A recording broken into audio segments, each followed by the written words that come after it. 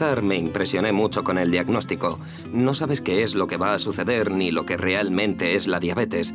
Justo había comenzado a patinar y tenía muchas ganas de seguir haciéndolo, pero no estaba seguro de si a partir de ese momento iba a poder hacerlo. Mi peor experiencia hasta ahora fue debida a las hipos cuando ya trabajaba en el hospital en mi primer año en prácticas. Fui a hacer ciclismo durante un par de horas. Más tarde cené, como normalmente lo hacía, y desafortunadamente, justo después de cenar, me sentí mal y comencé a vomitar. Ya tenía la insulina dentro de mi cuerpo y estaba vomitando la comida, por lo que esta insulina siguió haciendo efecto. La reposición del glucógeno almacenado en mis músculos tras haber hecho ciclismo agotó mi glucosa en sangre. En poco tiempo tenía niveles por debajo de los 50. Aunque había bebido medio litro de Coca-Cola y tomado dextrosa, mis niveles de glucosa continuaban cayendo.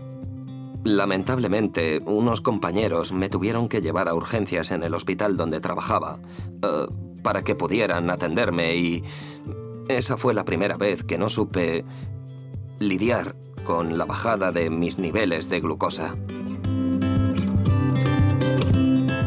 Fue un sentimiento extraño no tener ya el control sobre mis niveles, el no poder controlar lo que hacía. Ahora que lo pienso, tuve suerte de que no fuera algo más grave. Comencé con la bomba de insulina 2 años después de haber sido diagnosticado. Me empezó a resultar muy difícil compaginar las múltiples dosis, el deporte, el patinaje, las competiciones y el poder controlarme correctamente para poder rendir de la mejor manera posible. Por lo que decidí intentarlo con la bomba.